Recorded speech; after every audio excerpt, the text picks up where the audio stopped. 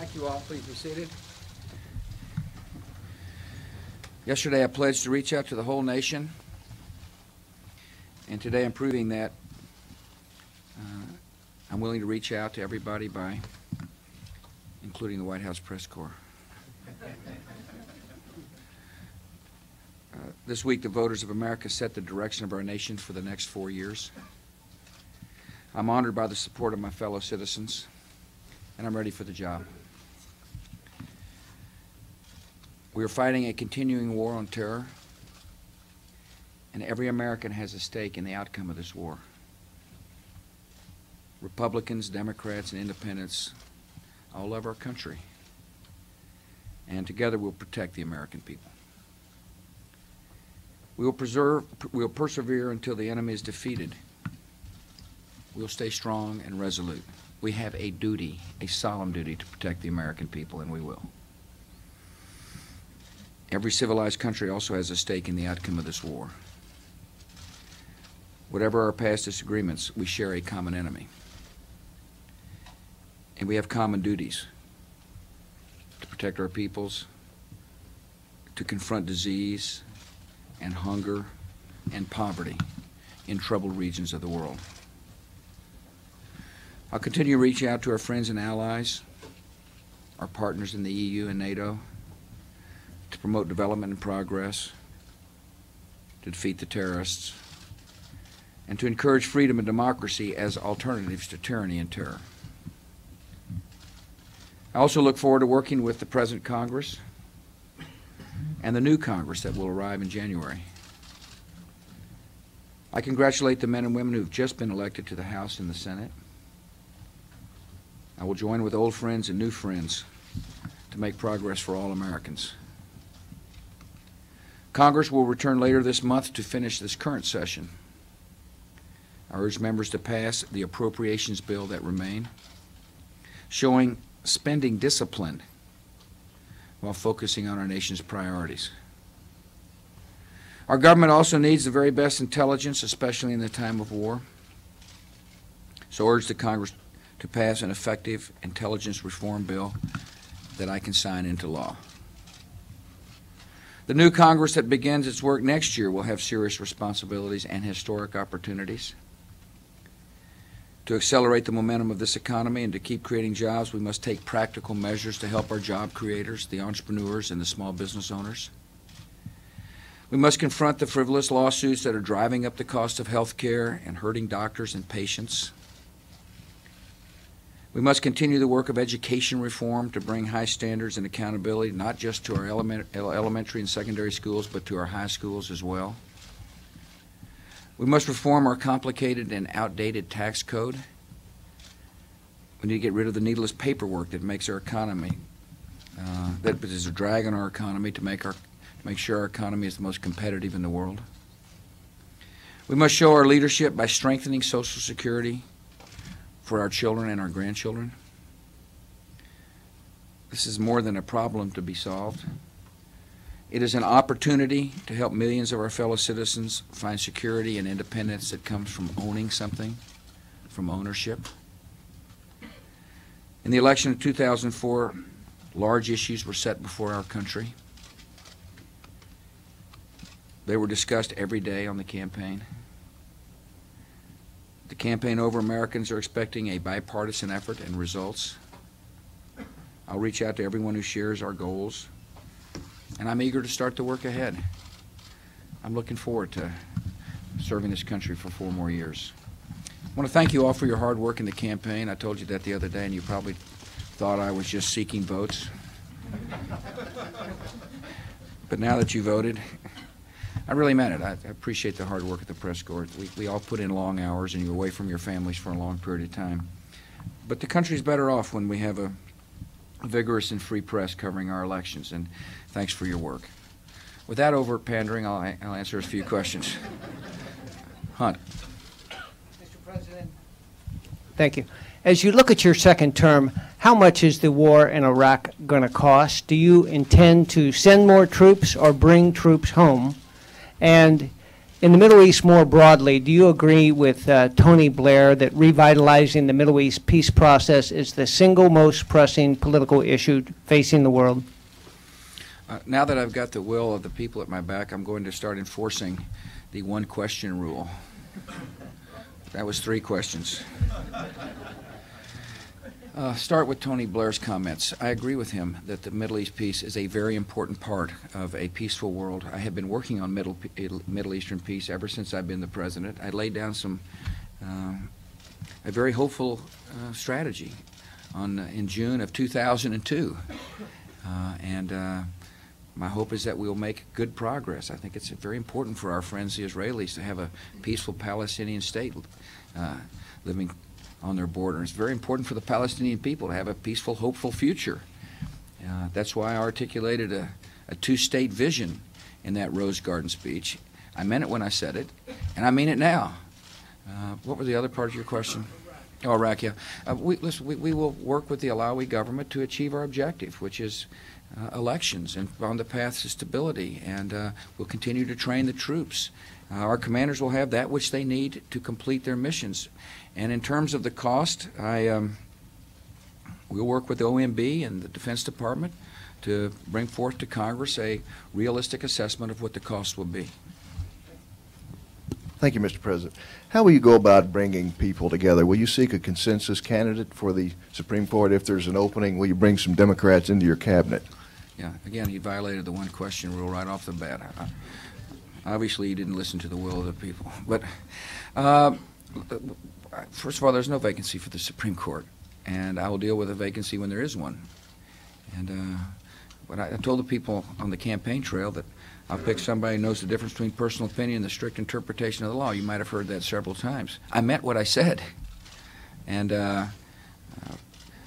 if people are interested in knowing the kind of judges I'll pick, look at the record. I've sent up a lot of judges, well-qualified people who know the law, who represent a judicial temperament that I agree with, and who are qualified to hold the bench.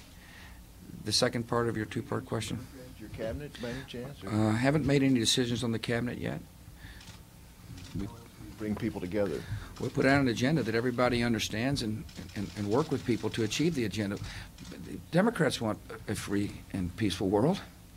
And by the way, right after September the 11th, we worked very closely together to secure our country. There is a common ground to be had when it comes to a foreign policy that says the most important objective is to protect the American people and spread freedom and democracy. Common ground when it comes to making sure the intelligence services are able to provide good, actionable intelligence to protect our people. And it's not a Republican issue. That's a Republican and Democrat issue. And so plenty of places for us to work together. All right, Gregory. Thank you, Mr. President. On foreign policy more broadly, do you believe that America has an image problem in the world right now because of your efforts in response to the 9/11 attacks?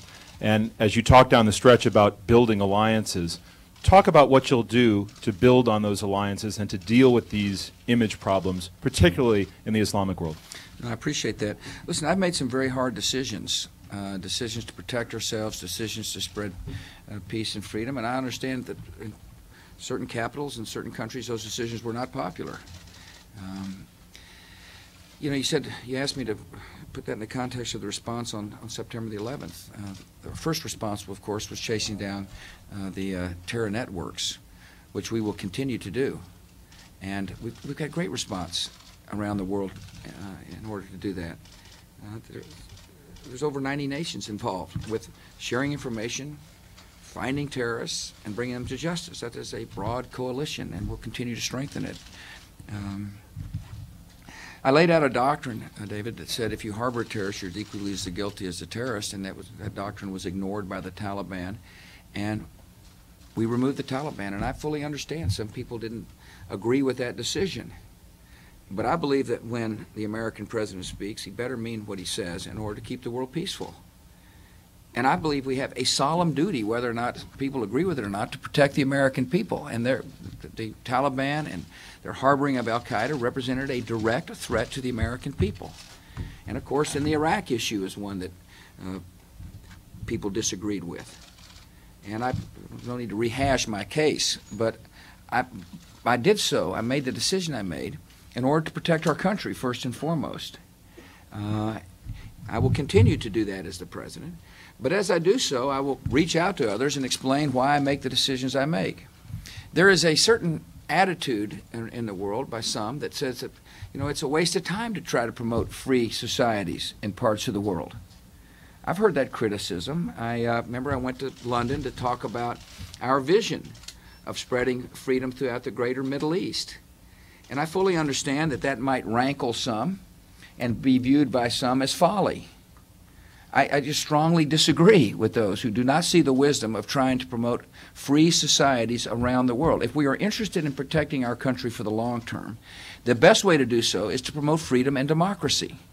And I simply do not agree with those who either say overtly or believe that certain societies cannot be free. It's just not a part of my thinking. And that's why during the course of the campaign, I believe I was able to connect, at least with those who were there in explaining my policy, when I talked about the free election in Afghanistan. There was doubt about whether or not those elections would go forward. I'm not suggesting any of you here expressed skepticism, but there was. There was deep skepticism. And because there is a attitude among some that certain people may never be free. They just don't long to be free or incapable of running an election. And I disagree with that. And the Afghan people, by going to the polls in the millions, proved that this administration's faith in freedom to change people's habits is worthy. And that'll be a central part of my foreign policy. And I've got work to do to explain to people about why that is a central part of our foreign policy. I mean, I've been doing that for 4 years. But if you do not believe people can be free and can self-govern, then all of a sudden the two-state solution in the Middle East becomes a moot point, invalid. If you're willing to condemn a group of people to a system of government that hasn't worked, then you'll never be able to achieve the peace. You cannot lead this world and our country to a better tomorrow unless you see a better tomorrow, if you have a vision of a better tomorrow. And I've got one based upon a great faith that people do want to be free and live in democracy. John, and then I'll get to Terry. No follow-ups today, Gregory. Thank you, sir. I can see one. Yeah. Would you like? Yeah. Now that the political volatility is off the issue because the election is over, I'd like to ask you about troop levels in Iraq in the next couple of months leading up to elections. The Pentagon already has a plan to extend tours of duty for some 6,500 U.S. troops. How many more will be needed to provide security in Iraq for elections, seeing as how the Iraqi troops that you're trying to train up are pretty slow coming online? Yeah. First of all, we are making good progress in training the Iraqi troops. There'll be 125,000 of them trained by election time. Secondly, I have not sat down with our Secretary of Defense talking about troop levels. I read some reports during the course of the campaign where some were speculating in the press corps about the number of troops needed to protect elections. That has not been brought to my attention yet, and so I would caution you that what you have either read about or reported was pure speculation thus far. These elections are important, and we will respond, John, to the requests of our commanders on the ground. And I have yet to hear from our commanders on the ground that they need more troops. Terry. Mr. President, your victory at the polls came about in part because of strong support from people of faith, in particular Christian evangelicals and Pentecostals and others. And Senator Kerry drew some of his strongest support from those who do not attend religious services.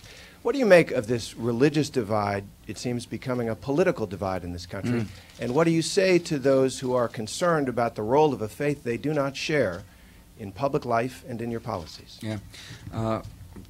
My answer to people is I will be your president regardless of your faith, and I don't expect you to agree with me necessarily on religion. As a matter of fact, no president should ever try to impose religion on our society. The great tradition of America is one where people can worship the way they want to worship.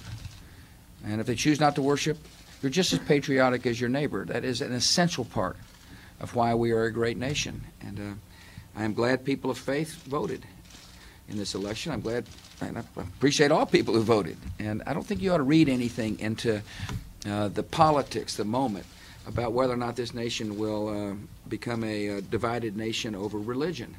I think the great thing that unites us is the fact you can worship freely if you choose, and if you don't have to worship. And if you're a Jew or a Christian or a Muslim, you're equally American. That is such a wonderful aspect of our society, and it is strong today, and it'll be strong tomorrow. Jim.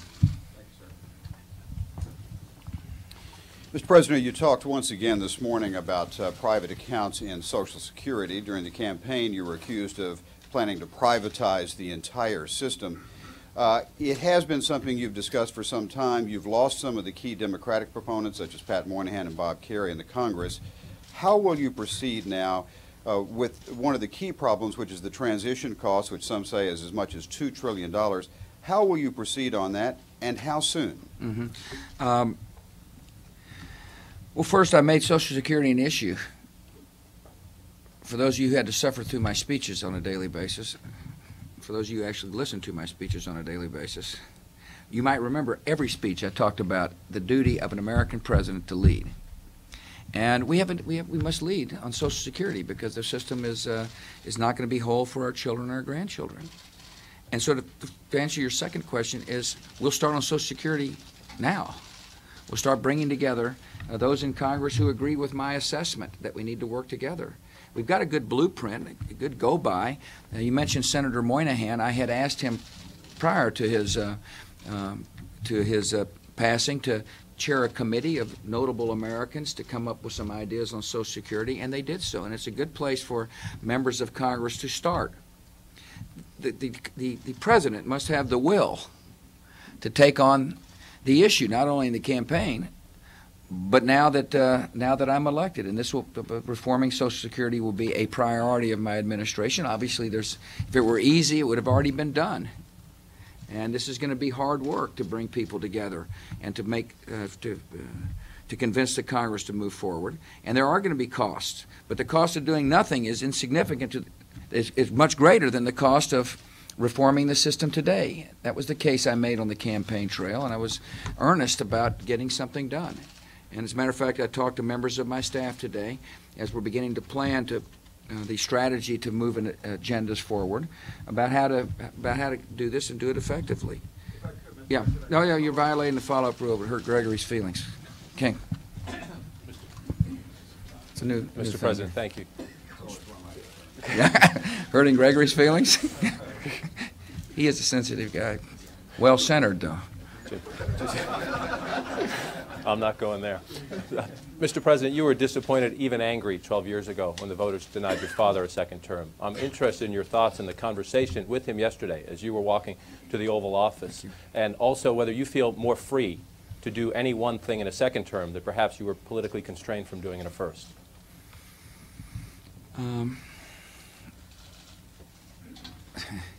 At 3:30 in the morning I guess it was the day after the election, he was sitting upstairs, and I finally said, "Go to bed."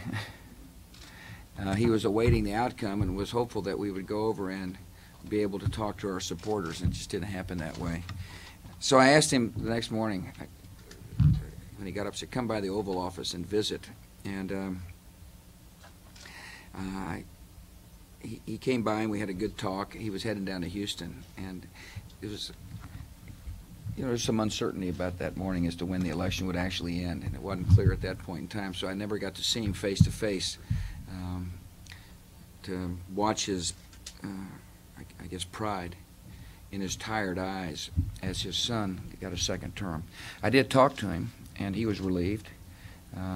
I told him to get a nap. I was worried about him staying up too late. But so I haven't had a chance to really visit and embrace. And you're right, 92 was a disappointment. But he taught me a really good lesson that life moves on.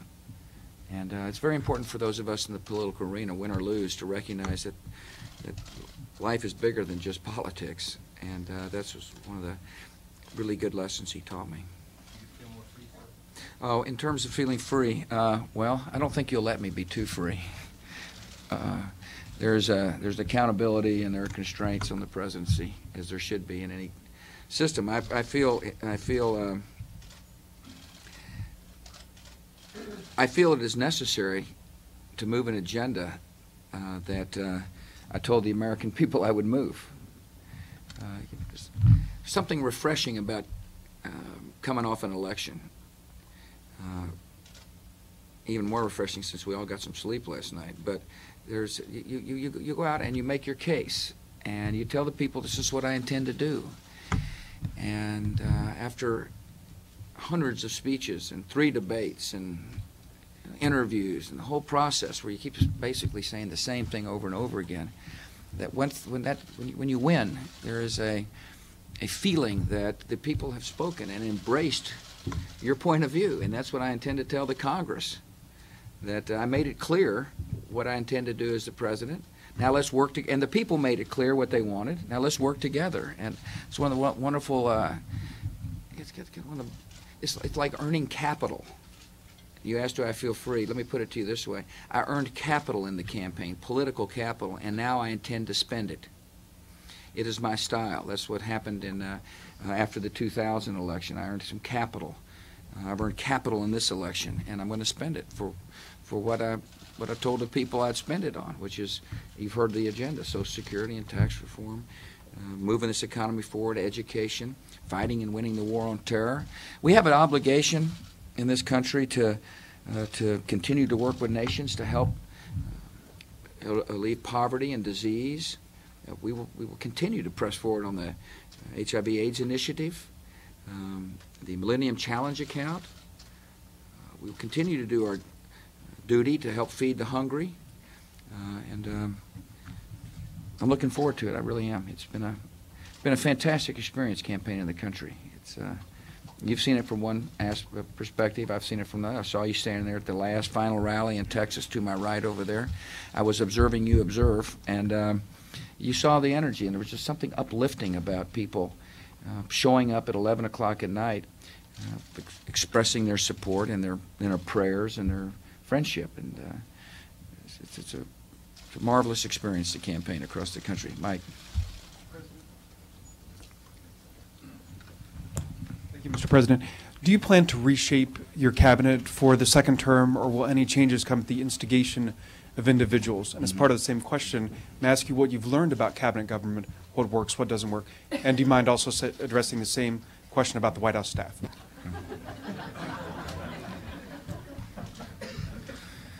The post-election euphoria did not last very long here at the press club. Let me talk about the people that have worked with me. I had a cabinet meeting today, and I thanked them for their service to the country and reminded them we've got a job to do, and I expected them to do the job. I have made no decisions on my cabinet and or White House staff.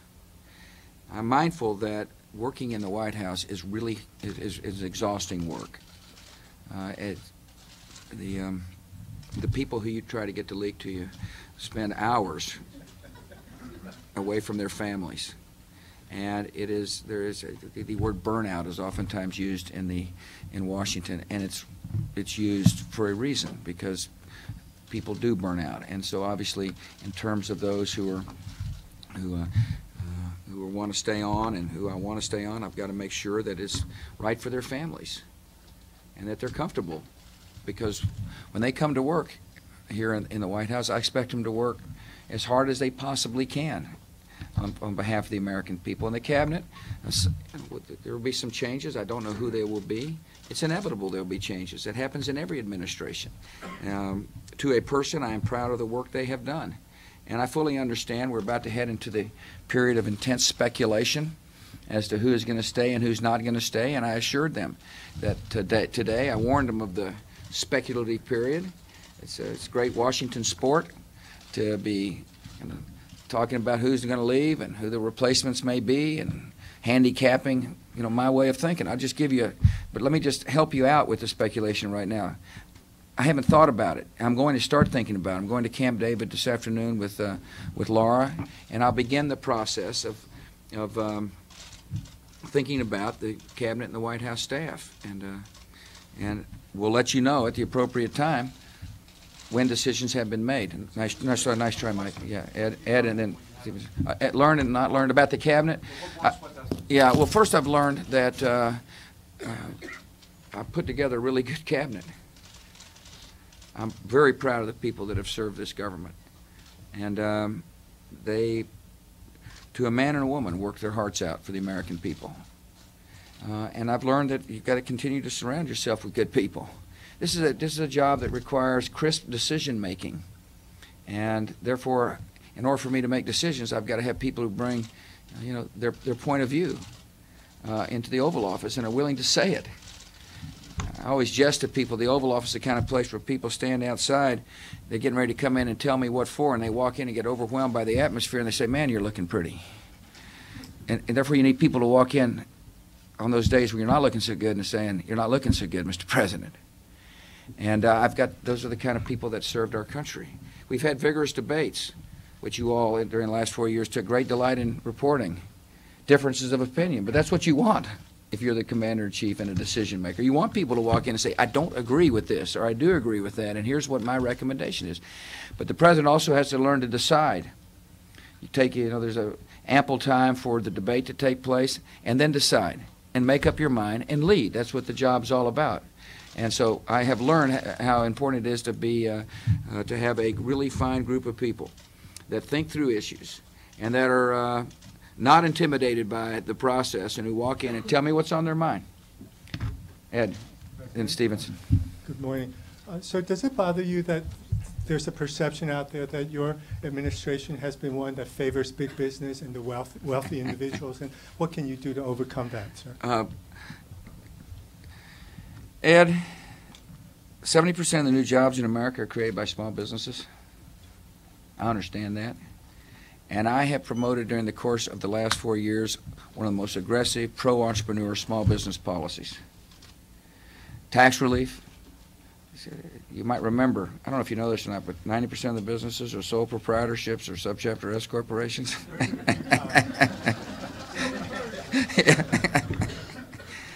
Tax relief helped them. This is an administration that fully understands that the job creators are the entrepreneurs. And so in a new term, we will make sure the tax relief continues to be robust for our small businesses. We'll push legal reform and regulatory reform because I understand the engine of growth is through the small business sector. Stevenson. Sir, given your commitment to reaching out across party lines into all Americans, I wonder if you could expand on your definition of bipartisanship and whether it means simply picking off a few Democrats on a case-by-case basis to pass the bills you want to pass, or whether you would commit to working regularly with the Democratic leadership on solutions that can win broad support across party lines. Do you remember the No Child Left Behind Act? I think that's the model I'd look at if I were you. It is I laid out an agenda for reforming our public schools.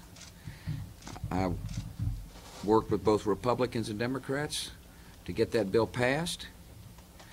In a new term, we'll continue to make sure we do not weaken the accountability standards that are making a huge difference in people's lives and these kids' lives. But that's the model I'd look at if I were you. And there's a certain practicality to life here in Washington. And that is when we get a bill moving, it is important to get the votes. And if politics starts to get in the way of getting good legislation through, that's just part of life here. But I'm also focused on results. I think of the Medicare bill.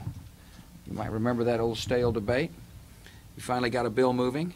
I was hoping it would get strong bipartisan support. Unfortunately, it was an election year. But we got the votes necessary to get the bill passed. And so my goal is to work on the ideal and to reach out and to continue to work and find common ground on issues. On the other hand, I've been wise into the ways of Washington. I watched what can happen during certain parts of the cycle where politics gets in the way of good policy. And at that point in time, I'll continue to, I'll try to get this done. I'll try to get our bills passed in a way because results really do matter as far as I'm concerned. I really didn't come here to hold the office just to say, gosh, it was fun to serve. I came here to get some things done, and we are doing it, yeah. Big stretch. Thank you, Mr. President. I know you haven't had a chance to learn this, but it appears that Yasser Arafat has passed away. Really? And I was just wondering if I could get your initial reaction and also your thoughts on perhaps working with a new generation of Palestinian leadership. No, I appreciate that. My first reaction is God bless his soul. And my second reaction is that we will continue to work for a free Palestinian state that's at peace with Israel. Yeah. Mr. President, as you look at your second-term domestic priorities, I wonder if you could talk a little bit about how you see the sequence of action on issues beyond Social Security, tax reform, education, and if you could expand a little bit for us on the principles that you want to underpin your tax reform proposal. Do you want it to be revenue neutral? What kinds of things do you want to accomplish through that process? I appreciate that.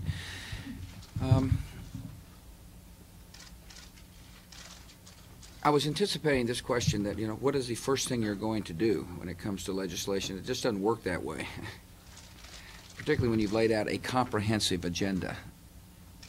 And part of that comprehensive agenda is a tax simplification. First of all, a principle would be revenue neutral. If I'm going to, if there was a need to raise taxes, I'd say let's have a tax bill that raises taxes, as opposed to let's simplify the tax code and sneak a tax increase on the people. It's just not my style. I don't believe we need to raise taxes. I've said that to the American people. And so the simplification would be the goal. Secondly, that obviously that it rewards risk and doesn't, it doesn't have unnecessary penalties in it. But the main thing is that it would be viewed as fair, that it would be a fair system, that it wouldn't be complicated, that there's a, kind of that loopholes wouldn't be there for special interest, that the code itself be viewed and deemed as a very fair way to encourage people to invest and save and achieve certain fiscal objectives in our country as well. One of the interesting debates will be, of course, in the course of simplification, will there be incentives in the code? Charitable giving, of course, and mortgage deductions are very important. As governor of Texas, at some time I think I was asked about simplification, I always noted how important it was for certain incentives to be built in the tax code, and that'll be an interesting part of the debate. Certain issues come quicker than others in the course of a legislative session, and that depends upon whether or not those issues have been debated. I think, for example, of the legal issues, the legal reform issues. They have been, medical liability reform had been debated and got thwarted a couple of times in one body in particular on Capitol Hill. And so the groundwork has been laid for some legislation that I've been talking about. On an issue like tax reform, tax simplification, it's going to take a lot of legwork to get something ready for a legislative package. I fully understand that. The Social Security reform will require some additional legwork, although the Moynihan Commission has laid the groundwork for what I think is a very good place to start the debate. The education issue is one that could move pretty quickly because there's been a lot of discussion about education. It's an issue that the members are used to debating and discussing. And so I think, all issues are important. And the timing of issues as they reach it through committee and floor really depend upon whether or not some work has already been done on those issues. A couple more questions, Bob. You're next. Mr. President, American forces are gearing up for what appears to be a major offensive in Fallujah over the next several days. I'm wondering if you could tell us what the objective is, what the stakes are there for the United States, for the Iraqi people, and the Iraqi elections coming up in January. In order for Iraq to be a free country, those who are trying to stop the elections and stop a free society from emerging must be defeated. And so Prime Minister Alawi and his government, which fully understands that, are working with our generals on the ground to do just that. We will work closely with the government. It's their government. It's their country. We're there at their invitation, and but I think there's a recognition that some of these people must be defeated, and so that's what they're thinking about. That's why you're hearing discussions about a potential action in Fallujah. Righty. Thank you, sir. Many within your own party are unhappy over the deficit, and they say keeping down discretional spending alone won't help you reach your goal of having the deficit in 5 years. What else do you plan to do to cut costs? Well, I would suggest they look at our budget that we've submitted to Congress, which does in fact get the deficit cut in half in 5 years. And it is a specific line-by-line budget that we are required to submit and have done so. The key to making sure that the deficit is reduced is for there to be, on the one hand, spending discipline. And as you notice in my opening remarks, I talked about these appropriations bills that are beginning to move. And I thought I was pretty clear about the need for those bills to be fiscally responsible, and I meant it. And I look forward to talking to the leadership about making sure that the budget agreements we had are still the budget agreements. That just because we had an election that they shouldn't feel comfortable changing our agreement. And I think they understand that. Secondly, the other way to make sure that the deficit decreases is to grow the economy. As the economy grows, there'll be more revenues coming into the Treasury. That's what you have seen recently. If you notice that there's been some write-downs of the budget deficit. In other words, the deficit is less than we thought because the revenues is exceeding projections. And the reason why the revenues are exceeding projections. Sometimes I mangle the English language. I get that. Anyway.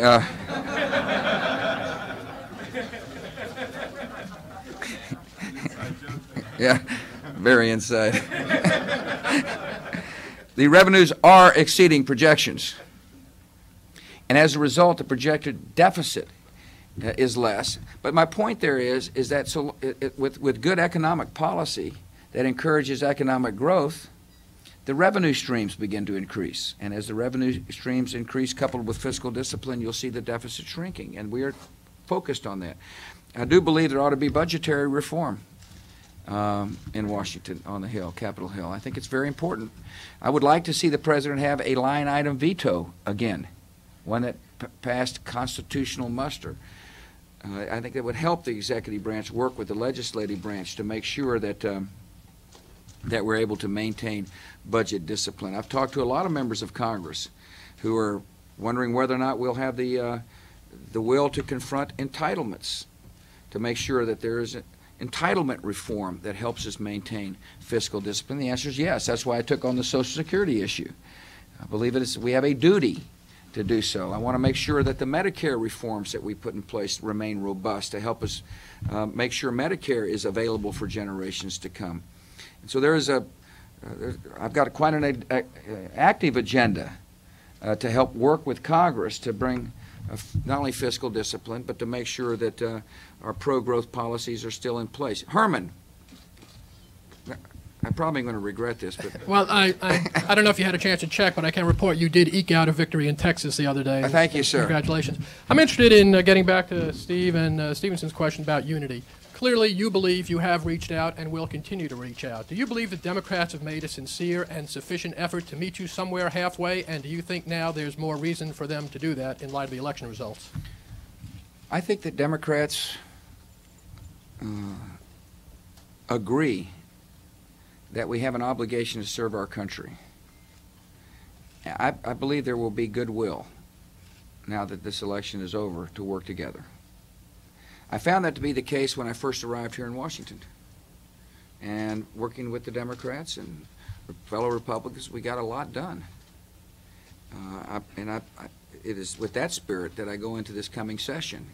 And I will meet with both Republican and Democrat leaders. And they'll see I'm genuine about working toward some of these important issues. It's going to be it's not easy. I readily concede I've laid out some very difficult issues for people to deal with. Reforming the Social Security system for generations to come is a difficult issue. Otherwise, it would have already been done. But it is necessary to confront it. And I would hope to be able to work with Democrats to get this done. I'm not sure we can get it done without Democrat participation, because it is a big issue. And I will explain to them, and I will show them Senator Moynihan's thinking as a way to begin the process. And I will remind everybody who's here that we have a duty to leave behind a better America, and when we see a problem, to deal with it. And I think Democrats agree with that. And so I'm optimistic. You covered me when I was the governor of Texas. I told you that I was going to do that as the governor. There was probably some skepticism in your beady eyes there, but you might remember. You might remember.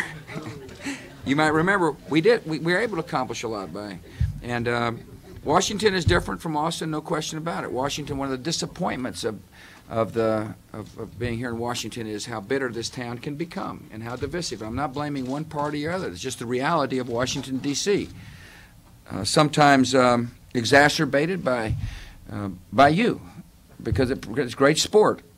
It's really it's entertaining for some. It also makes it difficult to govern at times. But nevertheless, my commitment is there. I'm more seasoned to Washington. I have cut my political eye teeth, at least the ones I've recently grown here in Washington. And so I'm aware of what can happen in this town. But nevertheless, having said that, I am fully prepared to work with both Republican and Democrat leadership to advance an agenda that I think makes a big difference for the country. Listen, thank you all. I look forward to working with you. Malcolm, I've got a question for you. How many of you are going to be here for a second term? Please raise your hand. Good. Gosh, we're going to have a lot of fun then. Thank you all.